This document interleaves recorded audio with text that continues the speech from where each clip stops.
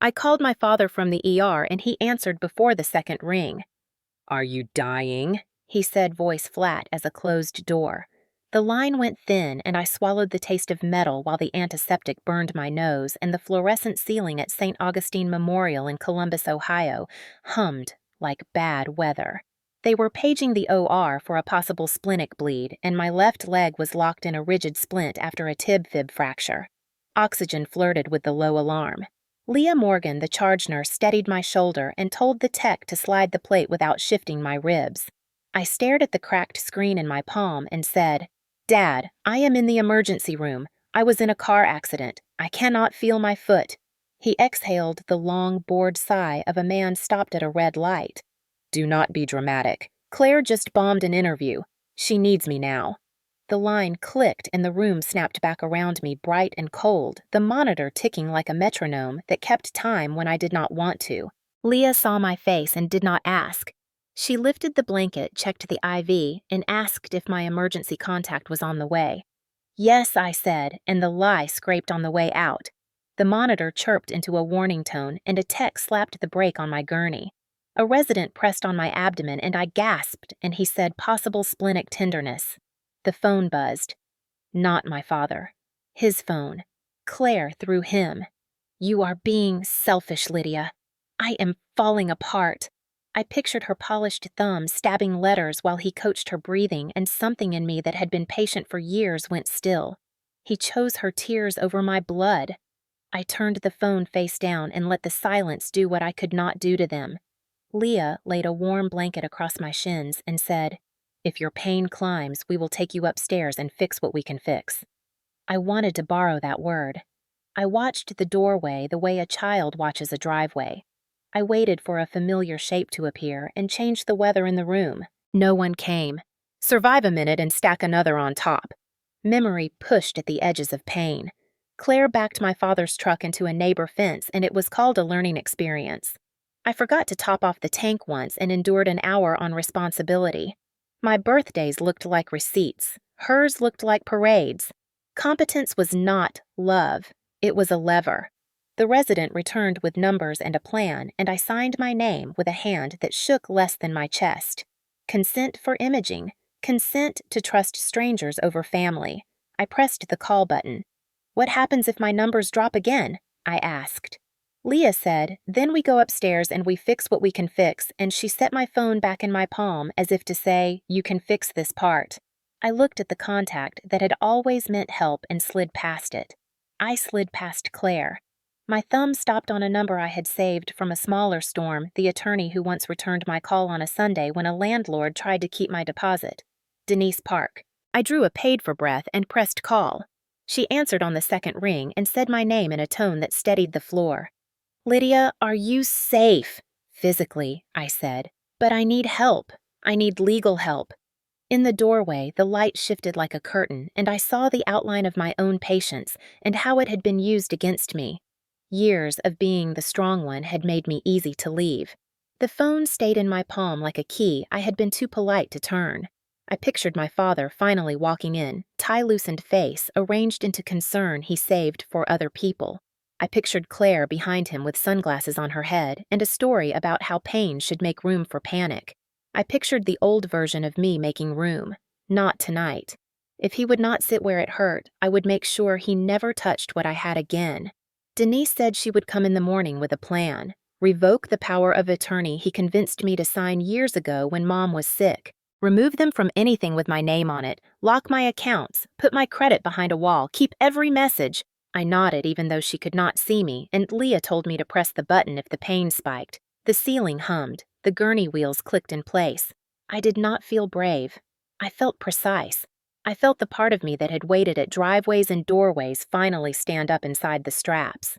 The girl he left in this room was not the woman who would be waiting when he came back. He would not recognize me. He would not expect what I was going to do next. At 5:12 p.m., the clock over the nurse's station blinked while Leah adjusted the pulse ox on my finger and told me to breathe slow in and slower out.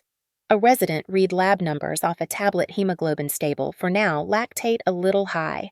Keep fluids running, and a transport aide locked the X-ray wheels with a stomp that rattled the gurney. I watched the doorway because children of hope watch thresholds and pretend footfalls belong to us.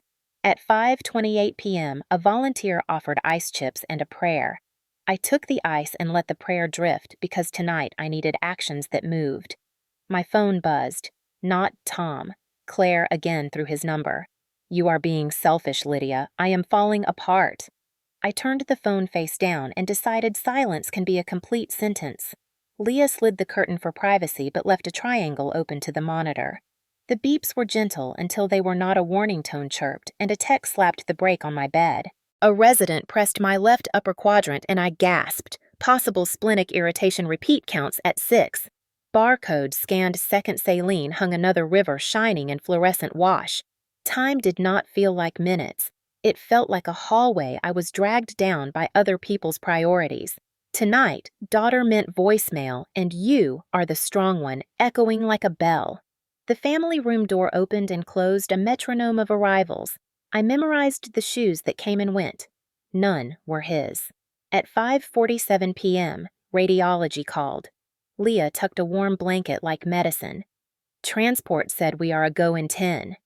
The phone buzzed again, a video Claire had posted wet eyes and rehearsed grief. Leah offered to drawer the phone.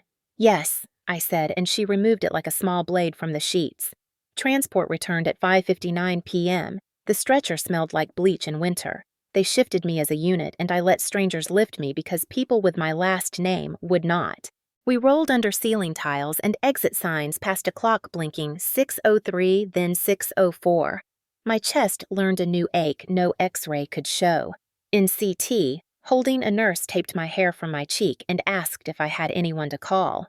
No, and yes, I said, thinking of Denise and paper that could cut ties. The scanner yawned. I slid inside, held my breath when told small as a bead in a machine built to see what families refuse to see. Back in the bay, a security guard stood near the station. Leah said counts were holding, and the surgeon favored observation for now repeat labs at 8. Observation sounded like a polite word for alone.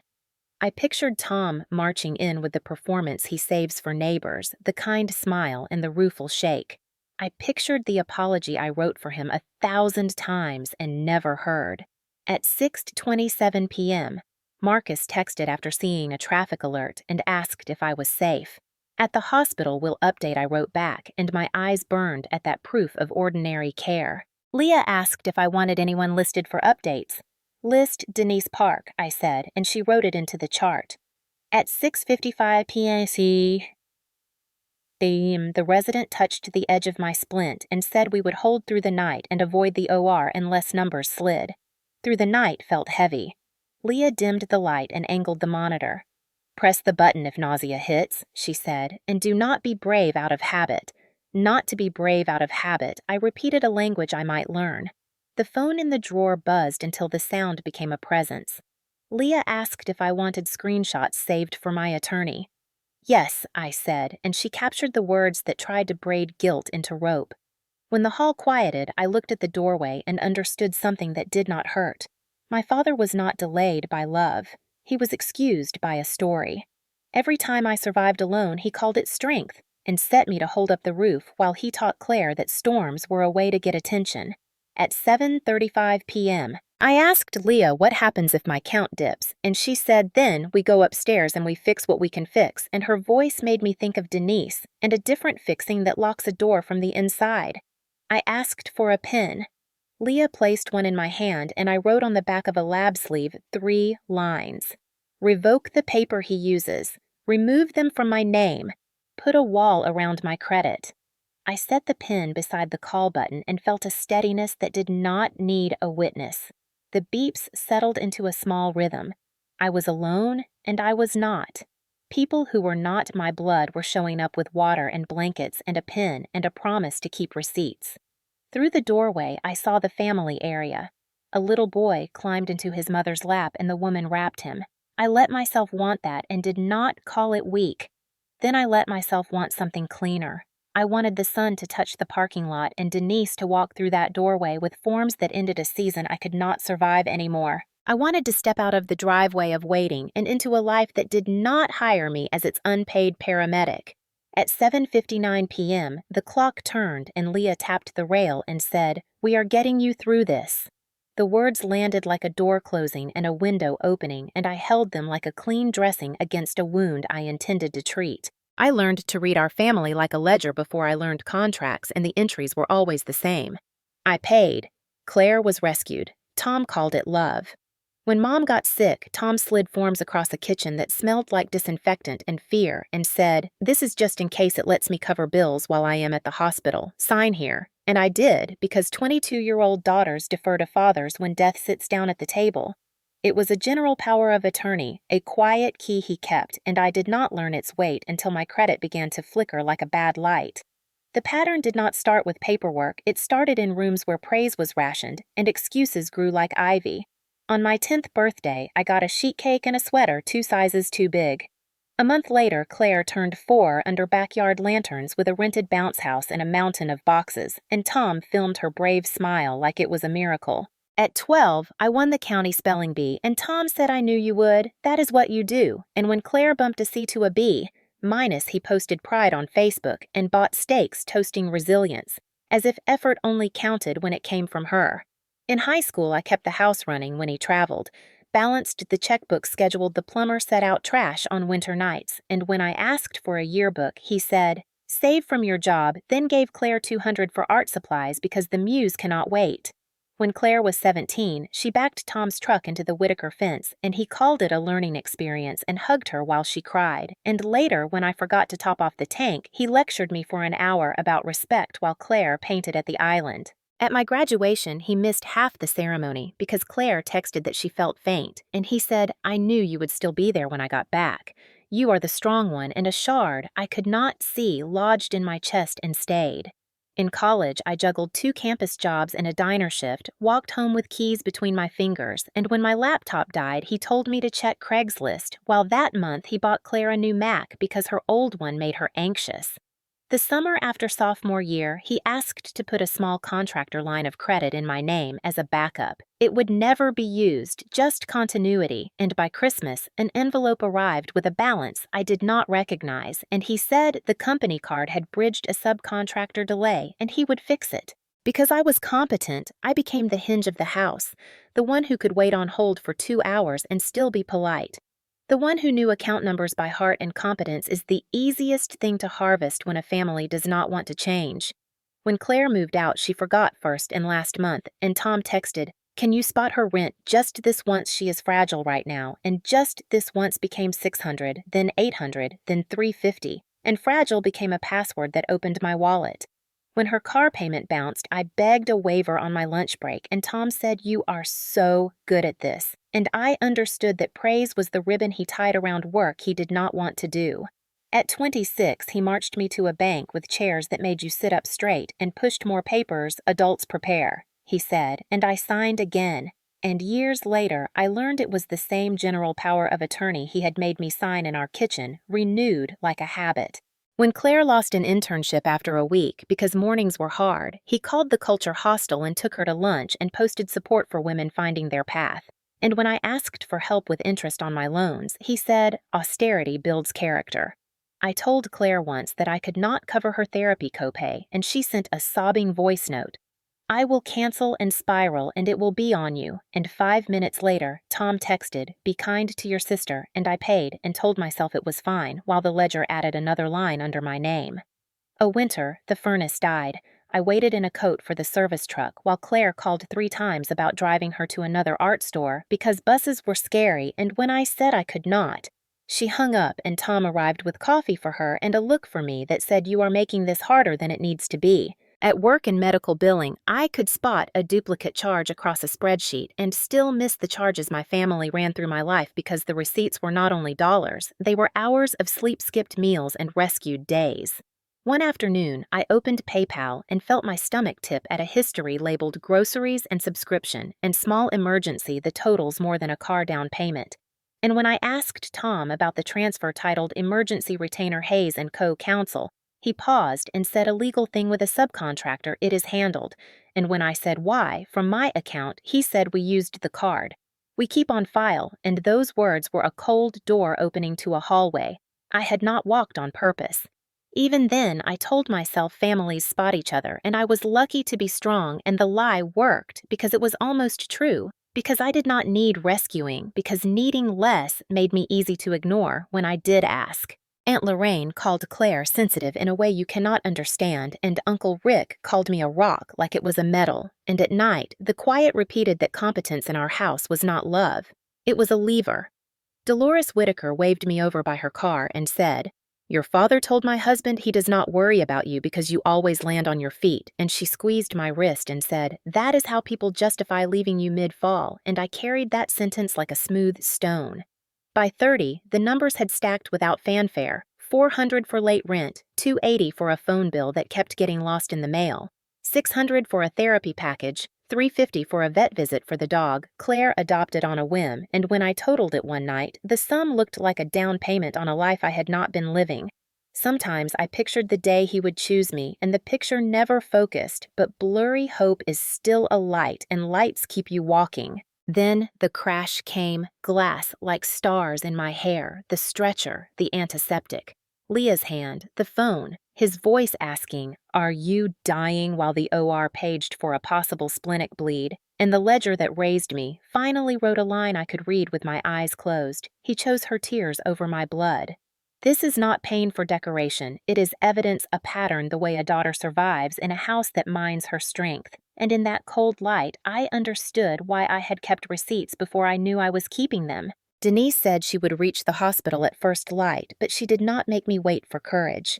She handed me steps I could hold through pain. Breathe. Save every message. Do not respond. Photograph the call log and texts. Ask the nurse to note times. Put me on the chart for updates. I repeated each instruction until the words felt like holds on a wall I could climb. Leah listened and wrote the times and my symptoms while the monitor settled. I asked her to list Denise Park as my point person, and she entered the name without a speech. Denise then built a morning I could live to reach. She would bring a laptop, a small scanner, spare batteries, and a folder of forms with tabs. She would stop by a notary so nothing could be called casual. Her plan landed like a map of a safe room. Step 1, revoke the power of attorney my father talked me into when Mom was sick. Step 2, remove my father and Claire as beneficiaries or decision-makers anywhere my name appears. Step 3, lock down every path to my accounts with new credentials and a credit freeze. Step 4, prepare disputes for the bureaus with statements and phone screenshots. Step 5, build a ledger of dates, amounts, and words used to turn duty into debt. Denise said the law likes paper and clarity, and that tonight would be the last night my father used confusion as a tool. Her voice wore a calm that held like a splint. After the call, Leah checked my IV and offered water. The first swallow steadied more than my throat. At 8, the lab came again and the counts held. Marcus texted that he could bring a charger, and I said, "Yes, please." The drawer buzzed with demands, and I let it buzz. Denise called back with 2 more steps. Forward an image of my insurance card so she could start the beneficiary change. Send a list of any accounts that ever carried my father or Claire. Leah scanned the card into the chart and flagged it for Denise. I closed my eyes and tried to learn a new habit. Not to be brave out of habit, but to be careful on purpose. In the slow hours, the bay lights dimmed and the hall quieted. I imagined the morning in pieces I could touch. Denise at the desk, the click of a pen, papers set on the tray table where the warm blanket had rested, a notary stamp thudding like a soft gavel, Leah signing as witness with the same care she gave my vitals, a copier spitting certified receipts like small declarations that would not be unsaid. I pictured my father walking in after that and finding the edges of me reinforced. I pictured Claire trying tears like a password and finding the door would not open. The thought did not make me cruel. It made me clean. At 9, Marcus arrived with the charger and a soft laugh. He asked if he should call anyone, and I said he already had. He had called the part of me that quits apologizing. Leah laid the cord where I could reach it without twisting and printed the triage sheet with the times and the note that said patient called father at admission and father declined to come. The words were clinical and they cut cleaner than any kitchen argument.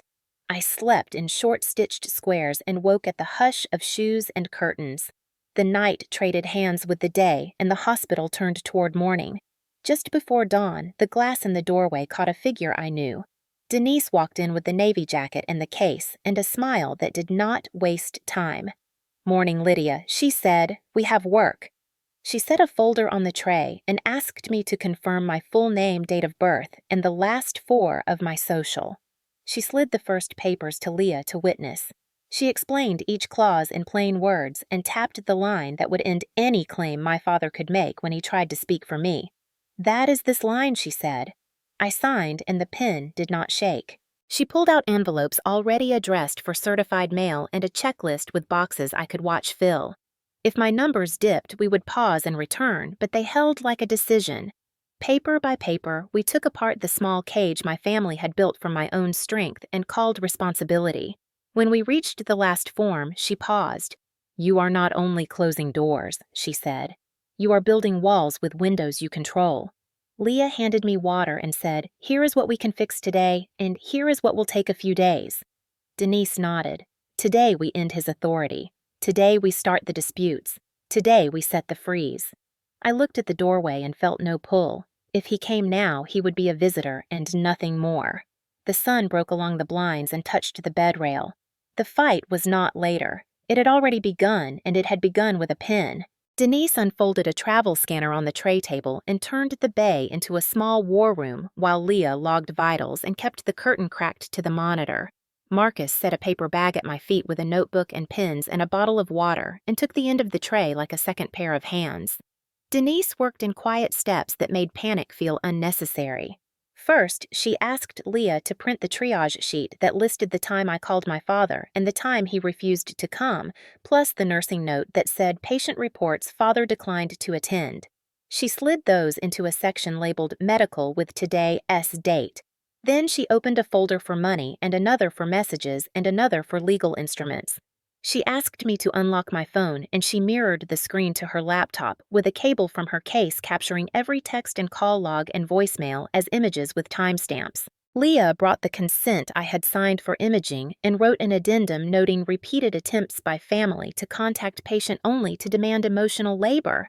The language sounded dry and clean, and a part of me rested in that precision. Denise. Now we build a ledger. She said it like a task and not like a judgment. I opened my banking app and my PayPal and the card portal that always made my chest crawl. Denise exported months into a spreadsheet and began to tag rows with a calm I envied. Rent spot for Claire.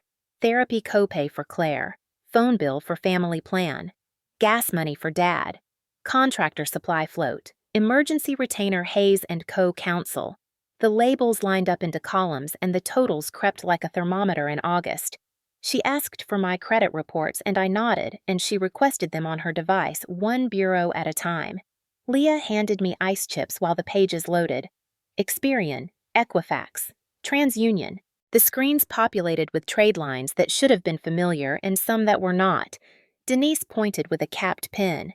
"Here is a store card you did not list. Boutique brand with a location across town. Opened 3 years ago. Guarantor field populated with Lydia Hayes. Authorized user Claire Hayes. Balance spiked during holidays and 3 months later during what looked like a trip." I watched the cursor hover and felt heat rise that had nothing to do with fever. Denise cross-referenced bank withdrawals labeled gifts and emergencies and drops into the store card. She moved to a contractor line of credit and traced a sequence of purchases that matched the months Tom had told me to be patient because invoices were delayed. The application for the line listed my name as secondary with a note scanned power of attorney on file. Leah glanced at me and set a hand on the bed rail. Denise clicked into the folder for legal instruments and slid out the fresh revocation we had notarized minutes earlier, and she placed it on top of a color printout of the old POA I had found in my email months ago and could not bring myself to open until now. She organized the stack left to right. What exists, what ends, what is disputed. Then she added a fourth pile. What may be criminal. She wrote a short line on a yellow pad. Identity fraud. Unauthorized use of a financial device. Misuse of power of attorney. The words sat there without sirens, and still the room seemed to tilt into a cleaner gravity. Marcus counted totals on the sheet while Denise called out the rows she had tagged. 400 here, 600 there, 1,000 for a copay package, 280 for a recurring phone bill, 350 for a sudden vet visit, 1,290 at the boutique card in a single day on what looked like boots and a ring light and a luggage set, 800 in contractor purchases that coincided with a week when Tom told me to be kind because Claire was sad. Denise summed columns and I watched the number climb through years I had tried to call generous. The final figure settled in bold. 94,600 over 5 years. It looked like a down payment on Calm. It looked like the interest on a silence I would no longer pay. Denise wrote the number on the folder tab and then said the sentence that split me open without using a knife. This is not generosity.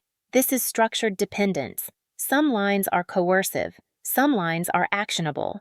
She turned to the next list. Today steps. File the credit freeze with all 3 bureaus. Initiate FCRA disputes on the fraudulent guarantor entries. Upload the identity theft affidavit to the FTC portal and obtain an identity theft report number. Forward a police report to the Financial Crimes Unit with attachments. Notify every institution on these letters that the POA has been revoked effective today. Remove Tom Hayes and Claire Hayes from every beneficiary field and every shared profile setting. Change logins and device authorizations and require 2-factor across accounts. Leah printed the hospital incident sheet with a time-stamped description of Tom S. call and the note that care was delayed by family conflict. No. Care was not delayed. My care had been handled. What was delayed was the apology I had spent my life writing for people who did not intend to say it. Denise opened messages and added screenshots. Claire through Tom S. number. You are being selfish, Lydia. I am falling apart. Tom, before he hung up. Are you dying? Do not be dramatic. Claire again later. If you do this, you will destroy the family. The shapes of those sentences looked like ropes when you lined them up. Leah initialed the printouts as witness to time of receipt. Marcus took the stack and slipped it into sleeves with the steadiness of someone packing a parachute. Denise built a cover sheet that listed exhibits by letter so any reader would not pretend to be confused. Exhibit A, triage sheet with times. Exhibit B, nurse note. Exhibit C, screenshot log. Exhibit D, bank ledger. Exhibit E, credit reports. Exhibit F, POA, revocation and proof of certified mailing. Exhibit G, identity theft affidavit draft. Exhibit H, dispute letters prepared. Exhibit I, call audio transcription and file hash. She placed a small audio recorder on the tray and said, we will make a clean recording of your voicemail and burn it to a disk with a cryptographic hash so chain of custody will be clear. She spoke without drama and it made the ground feel trustworthy. She then drafted a short notice to the hospital privacy officer authorizing disclosure of basic status updates to Denise Park so no one in my family could fish for information and weaponize it online. Leah signed as witness. Denise filled out the police intake form that would generate an incident number even if charges took time. She looked at me then and said that grief is normal when someone stops letting you carry them. She said it like a fact and not a comfort, and the acceptance in her tone allowed mine. I signed each page. The pen did not shake. The monitor hummed like a clock that had been given a job other than counting my patients. Outside the curtain, the family door opened and closed, and shoes crossed linoleum, and none of them were his. Inside the curtain, the piles of paper changed shape until they were not piles anymore. They were a boundary you could bind.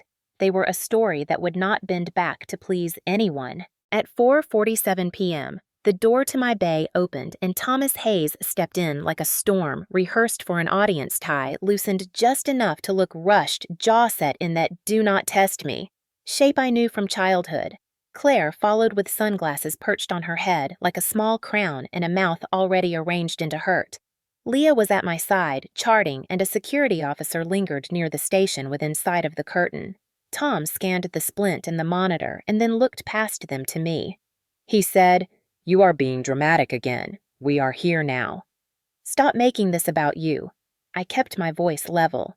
"I said I called you at admission. You asked, 'Are you dying?' Then you hung up to drive Claire to a feeling." Claire tilted her chin toward Leah and said she is twisting things like always. Leah did not look up. Visitors may sit and keep their hands to themselves. Tom reached for my phone on the tray by reflex as if anything of mine belonged to him. Leah slid the tray back. Do not touch the patient or her property. Denise Park stepped into the doorway with a folder and a calm that makes excuses shrink. Good afternoon, Mr. Hayes. I represent Lydia. As of this morning, her general power of attorney naming you has been revoked, and any beneficiary or account access that included you or Claire has been removed. She placed copies of the revocation and notices on the bedside table. Tom stabbed a finger toward her. Who are you to insert yourself in a family matter?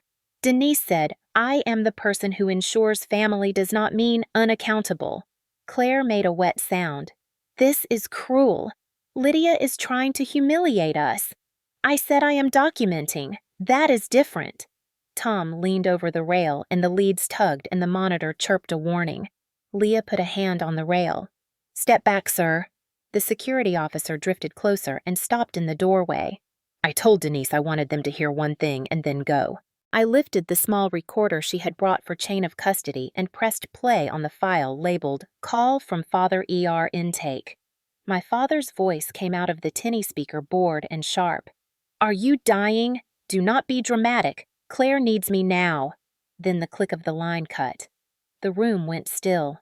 Claire whispered, You recorded us like the word recorded was a slur. I said I learned to keep receipts. Tom flushed and slapped the side rail with an open palm. The bed shuddered against the floor break. The security officer said, Sir, and raised a hand. Leah resecured a loose lead with deliberate calm as if to show me which hands were allowed. Denise set another document on top of the stack. Any attempt to use the old power of attorney or any account in her name will be treated as unauthorized. Tom said, after everything I paid for, this is how you repay me.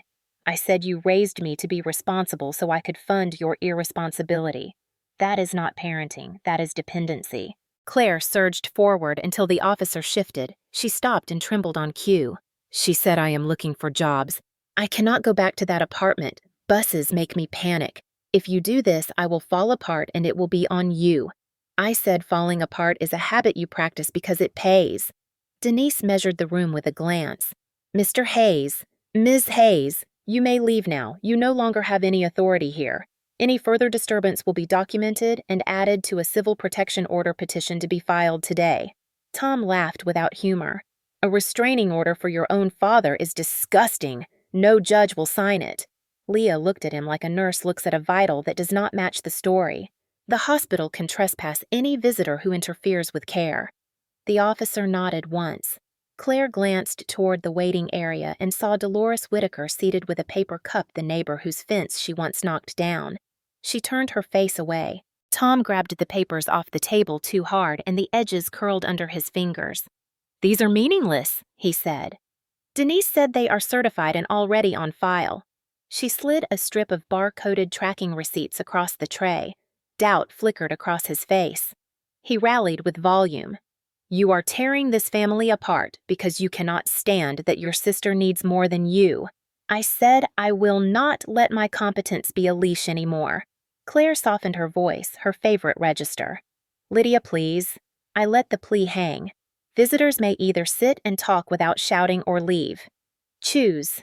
Tom tried one last tactic, the one that had worked 1,000 times. I forgave you when you forgot to refill the gas. I said I forgave you when you used my name to open lines of credit and called it continuity. I do not forgive that anymore. The monitor steadied as if it had decided to believe me. Claire raised her phone toward Denise. We will show everyone what you are doing to us. Denise said, do not record patient care. Hospital policy allows staff to ask you to stop and security to remove you if you refuse. The officer pointed to the laminated sign. Claire lowered the phone. I saw the moment she realized the room no longer bent for her. Tom looked at the guard and Leah and the papers and saw a geometry he did not control. He said, blood is blood. I said blood is not a hall pass. Denise tapped the stack square. We are finished here. Your counsel may contact me. She turned back to my oxygen line as if to remind everyone what mattered. Leah asked the officer to walk them out. Tom started to argue and stopped when the officer took one slow step forward. Claire brushed the curtain with her fingertips as she left, as if the fabric might pity her. The hall swallowed their footsteps, and the curtain side closed. Leah checked my vitals.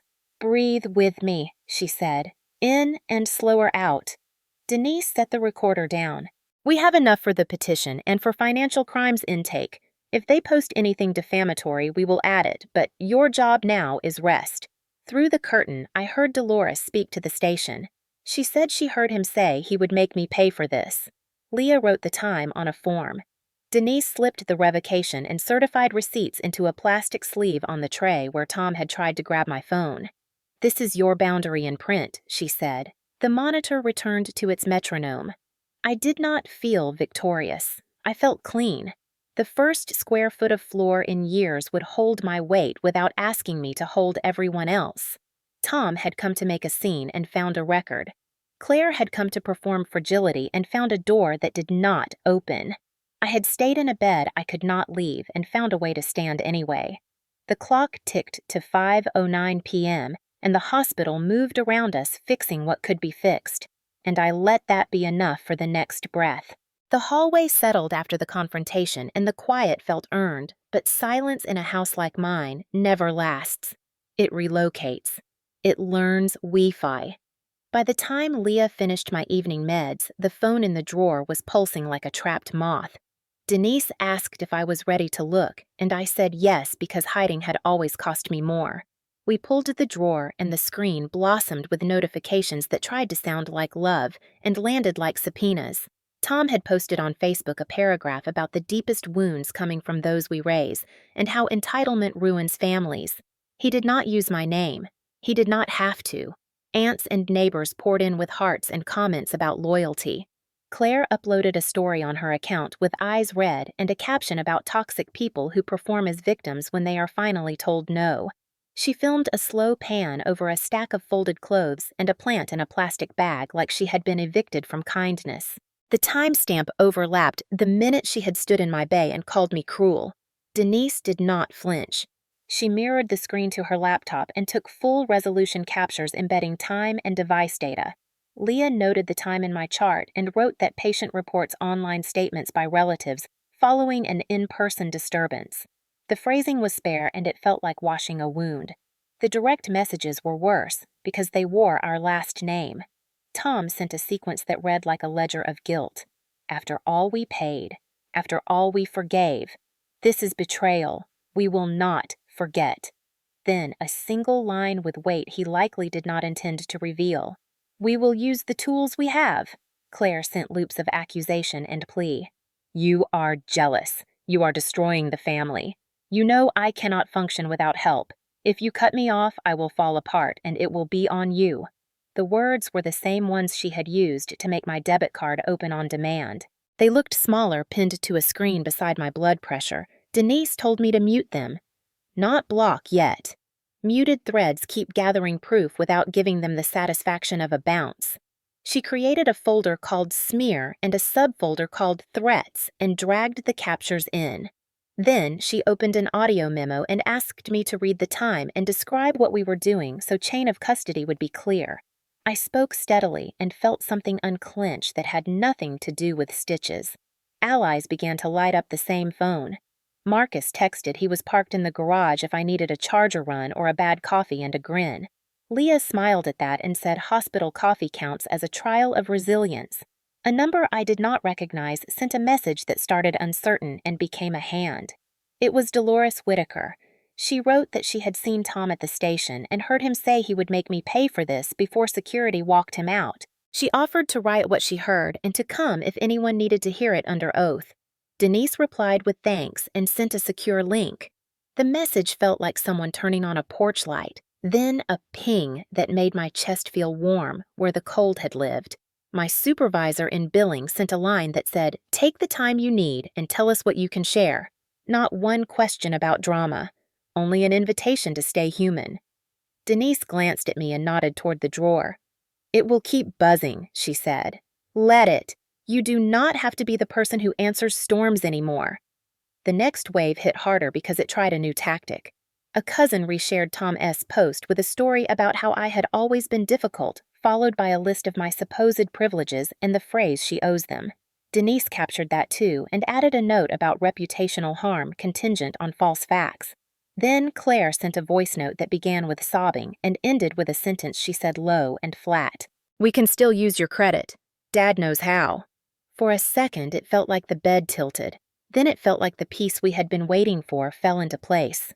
Denise played the clip twice, saved it to 2 locations, wrote down the exact second where the admission sat, and smiled with the corner of her mouth like a mechanic who has finally heard the rattle the owner kept missing. "This is not just smear," she said. "This is an admission of intent to commit or continue financial misuse. Tomorrow, we will bring this to the Financial Crimes Unit with the rest."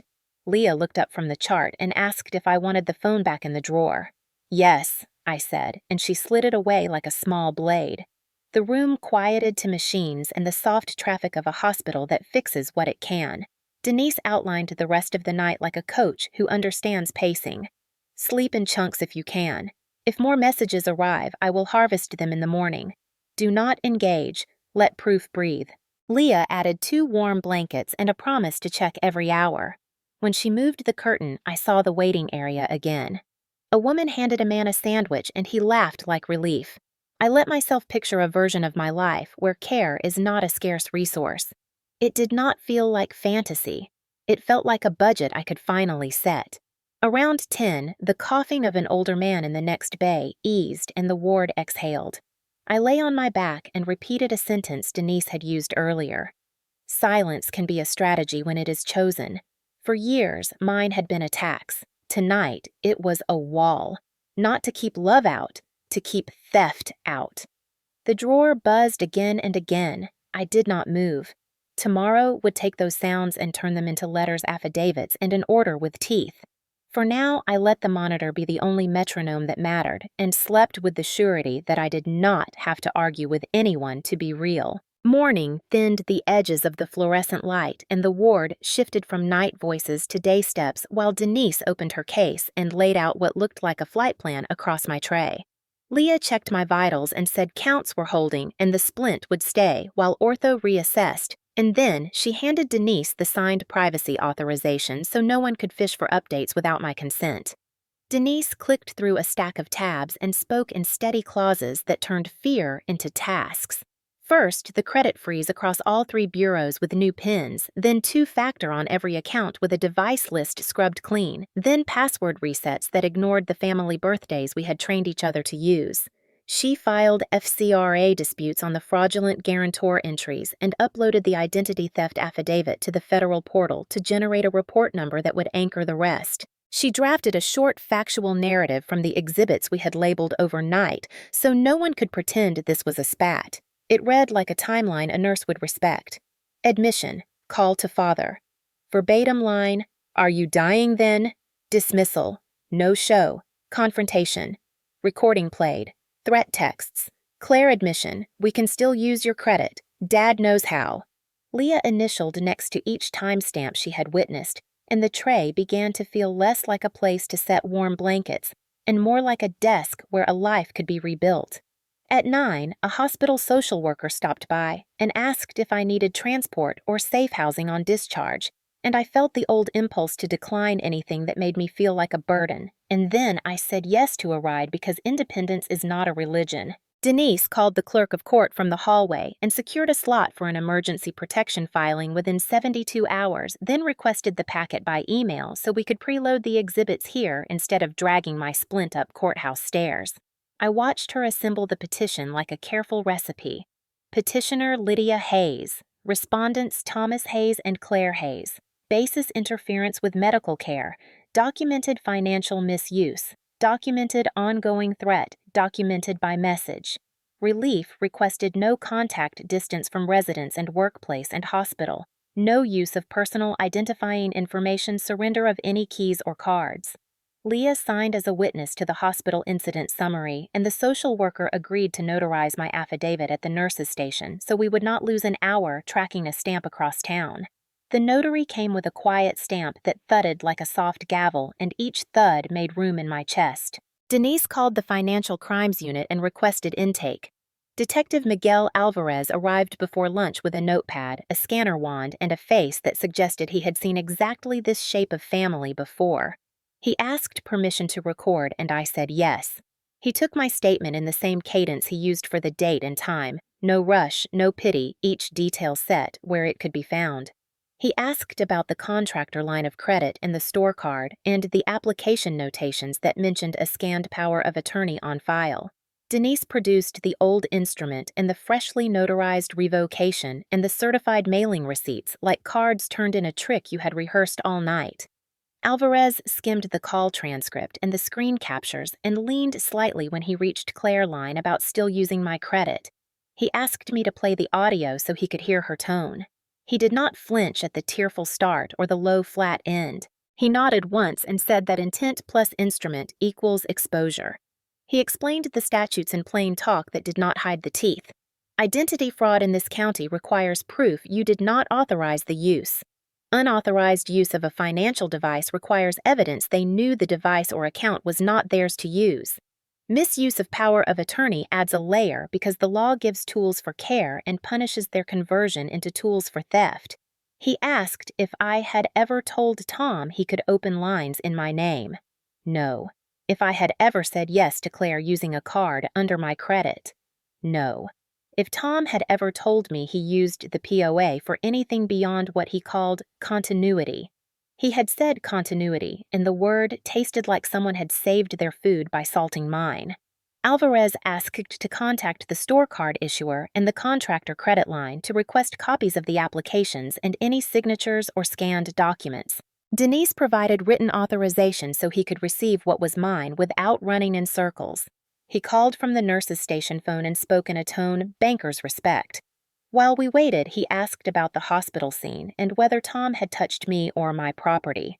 Leah answered that his hand hit the side rail and he reached for my phone and that security had intervened, and she added that the disturbance had triggered a clinical note and a visitor behavior record. Alvarez wrote those phrases and underlined visitor behavior record, then asked if there were cameras in the corridor. There were. He would request the footage. The store card risk team phoned back and confirmed the guarantor field, listed me with a scanned POA attached and an email address that was not mine. They promised to send the application image and flagged the account for suspected misuse pending documentation. The contractor line agent confirmed a similar note scanned authority on file and recent purchases that aligned with the timeline of my so-called continuity. Alvarez set his pen down and said it out loud so the room knew the shape of the day. We have enough to open a case and enough to begin a restitution path if charges proceed or if they seek a plea. He assigned an incident number and wrote it on a card for me and for Denise and stuck a second copy under the plastic of my tray. He explained next steps. He would pull the footage, take statements from Leah and from Dolores Whitaker about the make you pay line and contact Tom and Claire for voluntary interviews. His tone suggested they would not help themselves in those conversations. Denise asked if the police report could be included with the civil petition as an attachment. Yes. He said to expect a call from the prosecutor intake once the application images landed. He stood and told me to keep doing exactly what I was doing, which was to rest and let other people hold some of this weight. When he left, the curtain breathed and the ward adjusted around the new fact that the story had moved out of family jurisdiction. Denise sent the protection packet to the clerk with a cover sheet that listed each exhibit and the police incident number. The clerk stamped a preliminary hearing date 2 days out and emailed back a temporary order for service that barred contact until the hearing. Service would be attempted that afternoon. Leah printed the temporary order and slid it into the sleeve with the revocation and the receipts, so the plastic pocket at my bedside became a small museum of lines that would no longer be crossed. I lay back and felt tired in the clean way you feel after a room has been aired out. Marcus texted a thumbs up and asked if I wanted anything besides coffee, and I asked for a notebook that was not hospital paper because I wanted to write lines that did not carry a patient code at the top.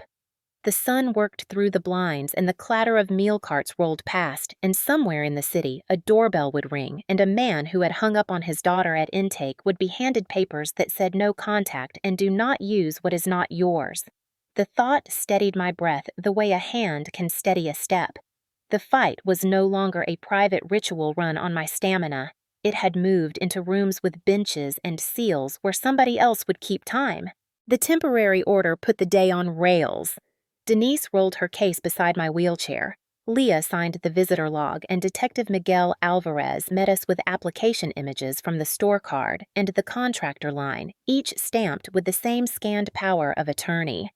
In the hearing room, Judge Marjorie Keaton listened while Denise set out the timeline hospital admission, the call where my father asked if I was dying and hung up the hours of no show, the confrontation, the messages, the voice note where Claire said they could still use my credit because my father knew how.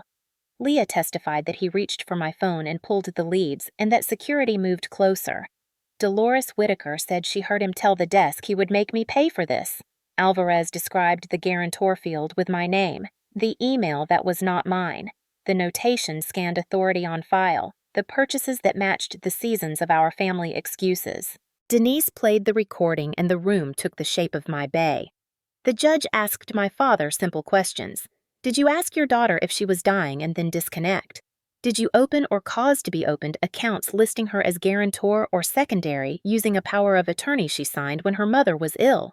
He said continuity, and the judge said the law names it differently when consent is missing. She asked Claire if she told me she could still use my credit. Claire said she had been overwhelmed, and the judge said intent is not erased by a tremble. Findings entered. The court issued a full civil protection order for 1 year with no contact and a 200-yard distance from my home, my workplace, and this hospital barred use of my personal identifying information and warned against online posts that reveal my location or harass by proxy.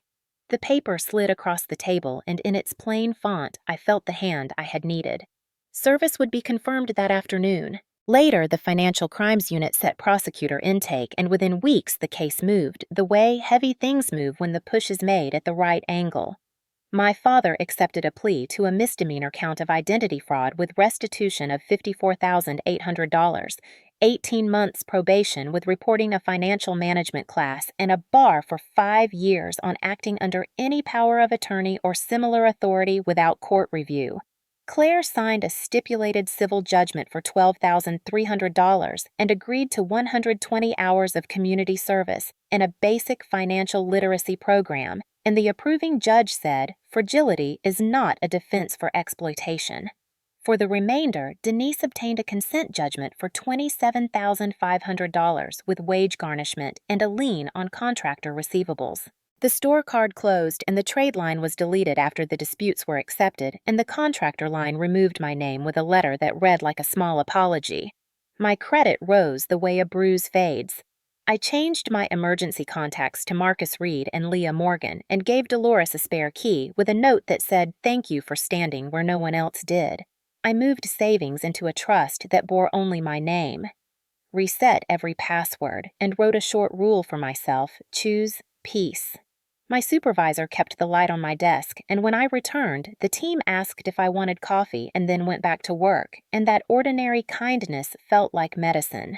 On a Saturday, I carried food to a community workshop where a volunteer taught how to freeze credit and dispute fraudulent charges and say no without apology, and I told the room what a nurse told me: do not be brave out of habit, be careful on purpose. Sometimes I walked past St. Augustine Memorial and left a thank you for the staff who fixed what they could and named what had to be named. My father and Claire did not speak to me after the orders, not in person, and not in anything the court allowed, and the absence that once rang like an alarm softened into room for breath. It was space to make dinner for one without feeling stingy, and to sleep without waiting for a phone to buzz with an invoice disguised as love. In the final hearing, Judge Keaton looked at the ledger Denise built and said a sentence that landed like a door locking behind me and a window opening in front of me. Accountability is the shape love takes when harm refuses to learn. When the restitution schedule began to tick and the garnishment reached the right desks and the last disputed line fell off my reports, I walked home under a late sun and thought about family as something you decide each day with your feet. Family is who shows up and pays their own way and sits in the hard chair when you need them. If you are watching this and you are waiting for someone to choose you, start by choosing yourself.